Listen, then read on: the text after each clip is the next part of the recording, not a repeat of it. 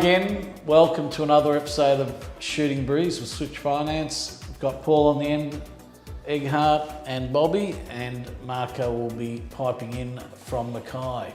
Okay, we're going to start off with an interesting question. Clients have asked us many times when they search interest rates online. They get so many varying rates and they seem quite high in the current climate.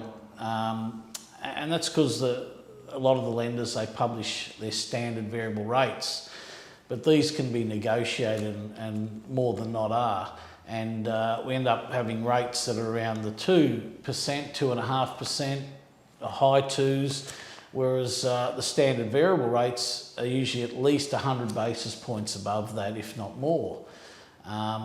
So, Egghart, why is this? Are the banks purposely muddying the waters to confuse people, you think? That's a very good question, Ray. I think what's happening is that you find some of the larger financial institutions that follow that methodology. And to be quite honest, I think it's a way for them to actually have, if they can, higher interest rates and make more profit. That's probably one of the major reasons why it's important to come to a broker, because as a broker, we know what the actual best interest rate is, which is a function of possibly your loan to value ratio.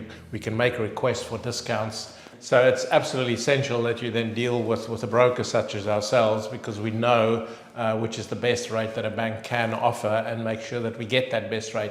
While if you go directly to your bank, you're probably not necessarily going to get the best rate that's available in the market. Some of the smaller second tier banks, they don't have what's called a pricing tool.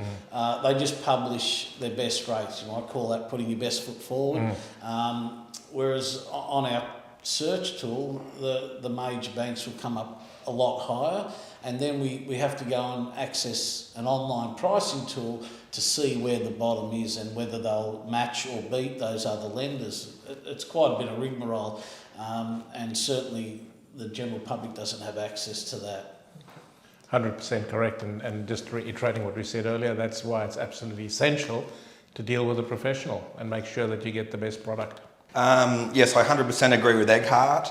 Using a broker, they are going to find you the best rates. Whereas when you're looking at banks and searching yourself, it is going to be a lot harder. We're the experts in assisting you to find the best rate and product to suit your requirements. When you do searches, Paul, you noticing that disparity of rates coming up? Yes, so it seems like the second tier lenders, the smaller lenders, they'll always put their best foot forward. They'll advertise their most competitive rates first, where there are some other lenders and bigger lenders who you've got to put a lot more effort into finding it sometimes. Absolutely, yes. Maybe the smaller banks can't afford these elaborate pricing tools, I don't know. Could be, yeah. Yeah, I fully agree with all the points that you put forward. It's like you said, Ray, those bigger lenders aren't putting their best foot forward. To me, it's kind of like hiding behind, their rates and that. And so you really have to engage with a mortgage broker or an expert and to be able to access those good rates and that. One thing I have noticed of late is serviceability, which is obviously how much you can borrow based on your income and expenses. Serviceability has improved somewhat over the last few months. So if you had been declined in the last 12 months for a loan because you failed to service or qualify on the lender servicing calculators, it would pay to try again. They have definitely improved somewhat, I think, based on the assessment rates that lenders are using. I've recently experienced that a number of times where I'd run the numbers for a client last year and it didn't work, and now they are marginally servicing, so we can do something for them. Have you guys experienced similar things? So what's happened over the last 12 months with the interest rates going down, that means the bank's rates that they assess your borrowing capacity on have also gone down. So in effect, a lot of people's borrowing capacity has gone up. Yeah, I think all those points are very valid, especially the one in terms of the lower interest rate environment that we're operating in, which makes that serviceability just service at a better borrowing capacity. But I think what's also happened is that even though serviceability has improved, the policies of the banks have changed and they've actually tightened.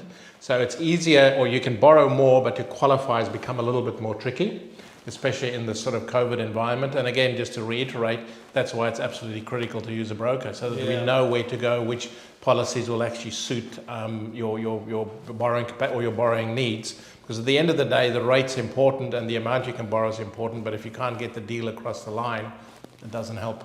Yeah, 100%. And I just want to reiterate, if you could not qualify a year ago, have another crack at it.